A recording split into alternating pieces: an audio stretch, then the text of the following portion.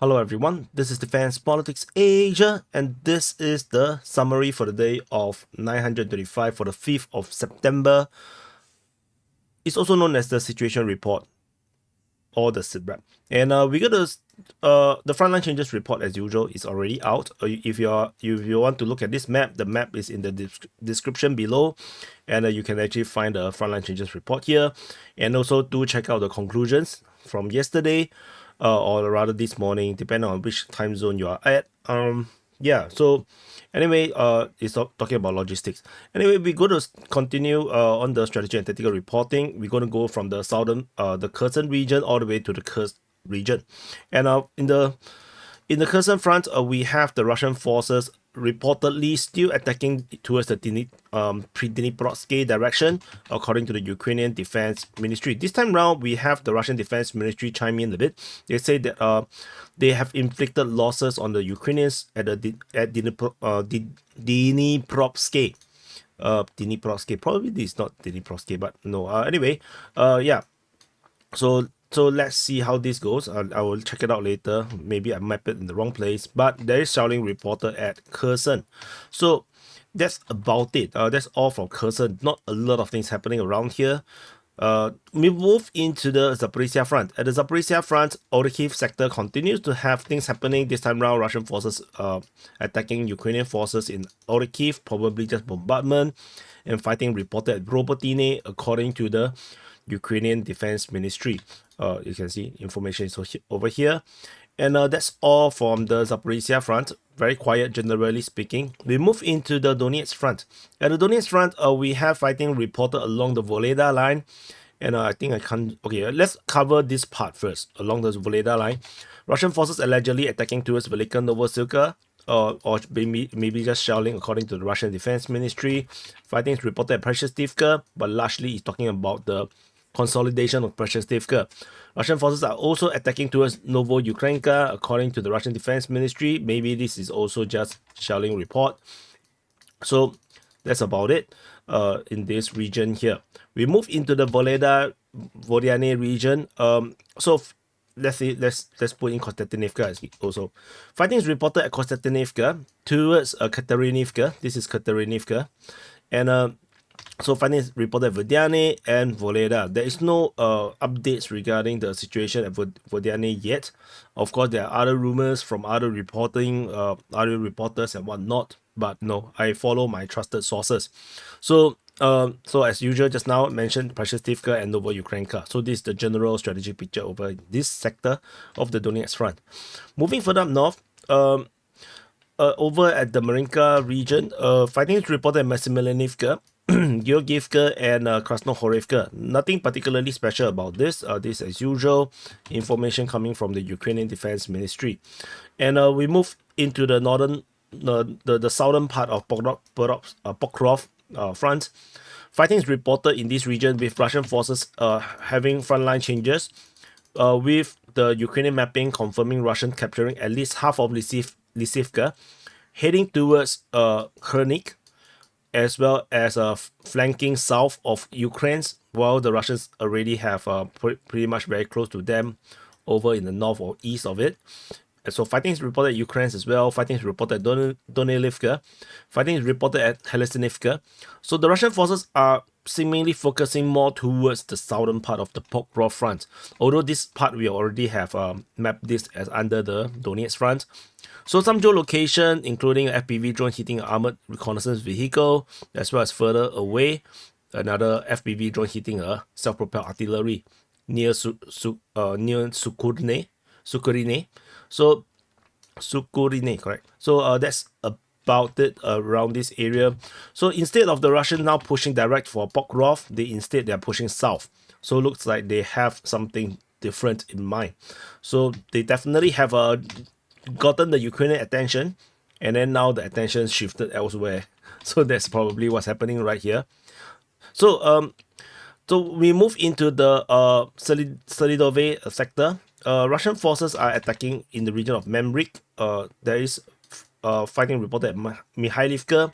The Russian forces geolocated in the southwest of Mikhailivka, confirming that Mikhailivka most likely is under full Russian control. Fighting is reported at Selidove although we still have no evidence of Russian forces actually inside of Selidove yet.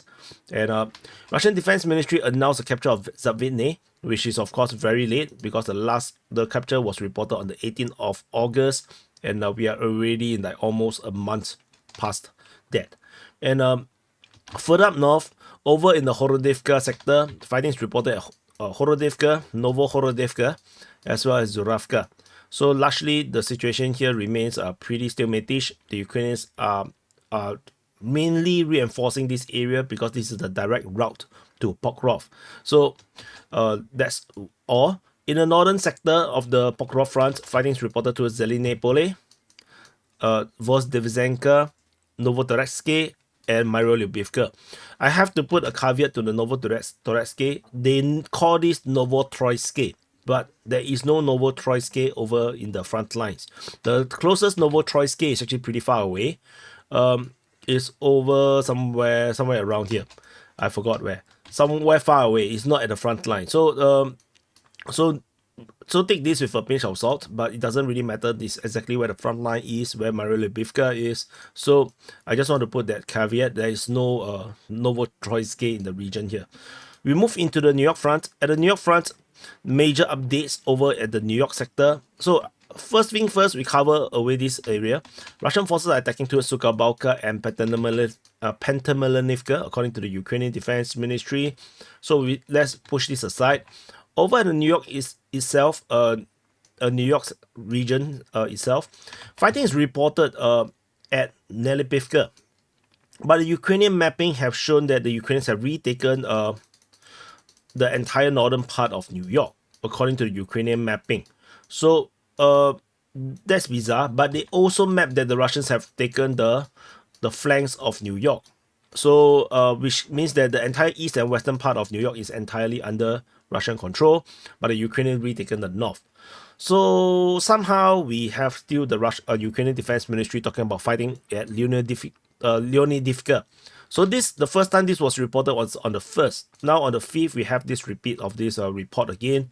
So I wonder if this is actually the reality at all. I'm very confused, and it could be a case where the Russians are just flanking west and drawing the Ukrainians in. But yeah, but fighting at Nelipivka for so long, that's really weird. And the gray zone for the Ukrainians stretches out into this lakes region, which clearly this is untenable. I don't believe this is real. I think the front line is more like towards closer to Nelipivka. So this is something very important to note. The very weird situation in the New York region. We will continue to monitor this area here. The lack of geolocation reports, everything coming from New York is also of course very bizarre, and this is this made worse because this Nelipivka, the Russians reported that they have attacked Skibinivka, and yeah, so that makes it two. Leonidivka, Skibinivka, and then somehow there's fighting reported at Nelipivka, but then somehow the Ukrainians have retaken the northern part of New York. So this is almost like this is really weird.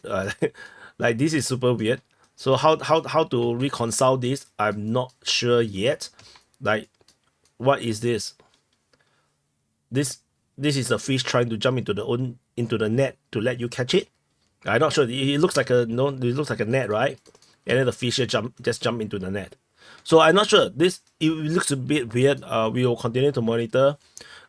Perhaps maybe the Skibinivka and the Leonidivka is just hyperbolic. It's not really reality. Maybe that's the case. Because it have to make sense. It doesn't make logical sense at this moment. So fighting reported at Torex, but no updates regarding this. So that's all for the New York front. We move into the Bakhmut front. In the southern flank of the Bakhmut front, we continue to have this very random reporting. The Ukrainian Defense Ministry reported fighting at Stupovsky, Peteshne, Bilahora, Ivanovpilia, and then Klishevka. And Klishevka, so you can see it's all Ukrainian Defense Ministry. Peteshne is by the Russians, Stupovsky is by the Russians, and Ivanovpilia is by the Ukrainians. Bilahora by the Ukrainians. So it's very I don't know what the hell is this. What the hell is this? So we shall see how this goes. Raiba also reflected the DPA's reporting about the geolocation, saying that the Russians have reached the canal. But of course, we need to wait for more information. The entire southern flank of Bakhmut front is now entirely in fog. We have no freaking idea what the hell is happening right here. The reporting are all over the place. So we have to wait and see how this develop. And not to mention there's also fighting reported at Ivaniski. So if there's fighting at Ivaniski, but yet there's fighting at Stupovsky, but yet there's fighting at Pitashne, these are all overlapping. It don't make sense. So we just have to continue to monitor and see how this goes. Over in the northern flank, we have fighting reported at Chasifia in this Olovo track as well as Kalinina. And particularly at Kalinina, there is frontline changes with the Russian forces capturing the opposite side of Kalinina.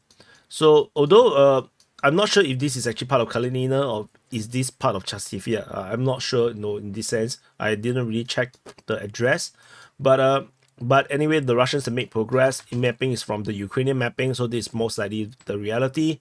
But whether the Russians will continue to push on remains to be seen, because the terrain here is actually extremely difficult, which is why I always not very bullish about the Russian push in this direction, because it's just very, very complicated.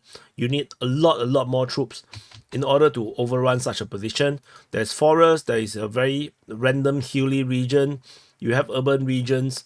So and then the railway line with its own forest, very complicated terrain around here. So I don't think it's worth it for the Russians to push through here. So let's wait and see and how this develop on this area here. But the Russians could potentially create a buffer zone so that they can then actually push northward to prevent Ukrainian reinforcement from Chasifia. That is also possible. But let's see, because you can see how heavily entrenched this area here, it don't really make a lot of sense to me. Moving away from the Bakhmut front, there's nothing over at the Zeleniansky region. Again, it was a false flag again. It's not an offensive. Moving into the Sivers front, at the Sivers front, Russian forces attacking at Verkhamokanyamsky, Sperne, Vimka, and Perezny. So this is a combined report from the Russian and Ukrainian Defense Ministry. So the offensive towards Sivers continues, but we still do not have mapping updates to really corroborate anything that's happening around here. We move further up north to the Kremina front. At the Kremina front, Russian forces attacking towards Serebransky Forestry, Torske, and Novosadove. So this continues to be largely the same thing, nothing new regarding this area. Moving up north into the Svetove front, we have fighting reported at Novoyehorivka, Cheneshchina, Druzilubivka, Makievka, and Nevsky. So there is a lot of actions around here, but there is no frontline changes, geolocations to indicate anything change around here. So we'll have to continue to wait. Over at the Pichane front, there is fighting reported towards Kisharivka, at Tabaivka, towards Klushkivka, towards Kolesnivkivka, towards Krylyakivka, and towards Lozove, and at Novoselivsky. So this front is getting really activated. As usual, this seems to be a major offensive region, and we have frontline changes around this area here. First thing first, Novoselivsky, the Ukrainians finally considered that this salient no longer exists. Clearly, these salients have never existed. It can't possibly exist. So this is the nice cope. Over in the Pischane, that area, Russian forces geolocated in the northwest. So this confirmed Russian advance in this area. Ukrainian mapping confirmed Russian advance towards Kolesnikivka, and they are now only 3 kilometers away from the settlement of Kolesnikivka. And there is also Russian attacks that reinforce or strengthen their position in this southwest of Pischane towards Krylyakivka. So the situation is getting very tense, I would say, because the Ukrainian line here cannot fall. If this falls, especially the crossing, wrong color, especially the crossing over at Senkove, Krylyakivka, this is going to be disastrous for the Ukrainian logistics. So we will definitely continue to monitor the situation around this Pischane region.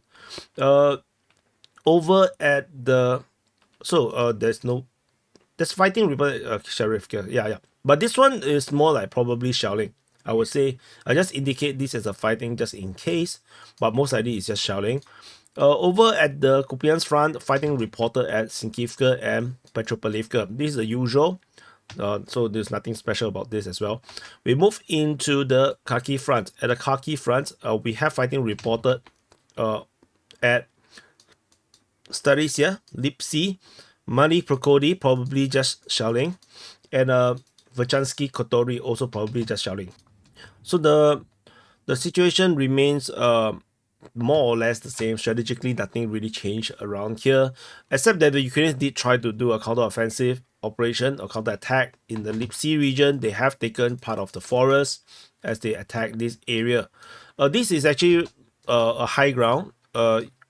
This is actually quite a high ground. You can see if I zoom out a bit, where the Russians try to hold a position in this higher area, and the Ukrainians try to retake this as don't let the Russians have this position. But how far do they push the Russians remains to be seen. So let's wait and see how this goes. But it's important to note that Ukrainians still have offensive capabilities. So do not underestimate the Ukrainians. So we move, but of course, no, to win the war is another story altogether. But no, to attack, they could. We move into the Kursk front. As you can see, very complicated stuff. This is complicated because we are still monitoring the shelling reports. If I remove all the shelling report, then it's actually not so complicated. So we go into the front lines. In the southern flank, there is still clashes at Borki. In the southern flank, pretty much nothing else much around here. There's shelling reported at Kuevo, Myropilia, but these are all real positions for the Ukrainians. We move into the eastern flank. So let me zoom in a bit. On the eastern flank, we have Russians continue to put pressure on the Ukrainians at Martinovka, Ivashkovskiv, Yuzhny, at Kositsa, Cherkaskoye Parashnoye. Ukrainians are attacking at Cherkaskoye Parashnoye, so there is some active clash in this area here, but generally that's about it. There's a geolocation of a Russian airstrike, a FAB 3000, hitting some parking lots, so-called. So some parking lot around here in the region of Martinovka. Poor civilian building. The owner must be so sad. So anyway, hopefully the Russian government will actually compensate him for the destruction, or maybe they might have bought some insurance to insure against war. But for that to happen, oh my god, he must buy a lot of lotteries. Anyway, over in the northern flank, this is where some of these are most juicy thing happening around here. The northern flank, there's massive changes based on the latest Russian mapping, as well as what I've already highlighted for a few SITREPs already, that there's a severe lack of action in this northern part of the Kursk front. And now I've made the judgment call that this is unlikely to have any Ukrainian presence. However, to play safe, the Russian mapping will be the only one that changes. So we have a massive overlapping mapping. The Ukrainian mapping continue to have a gray zone around here, so we just leave it as a gray zone for the Ukrainians. But for the Russian mapping, the Russians have really basically secured this northern side of this front line. And this is the furthest extent the Ukrainians have went. I believe this is 30 kilometers away from the border. Let's check. So from the furthest point is around 27.9 kilometers. So now the furthest point is no longer that far away anymore. I think the furthest point, let me see, this is 22. This from this area is around 22. Yeah, so it's no longer 30 kilometers. The front line, the furthest extent of the front line has actually collapsed to just a 2/3 of the original, almost. And so there is also further actions around this region. So Ukrainian forces continue their attack over towards Kamishevka and Pogrebki. Not Pogrebki, Marevka. So this and Marevka. And there, of course, previously, just like I already mentioned, Cherkaskoye Parashnoye, Russian forces attack Kositsa and Cherkaskoye Parashnoye. Shelling and Yuzhny. And Russians are still attacking Olovka.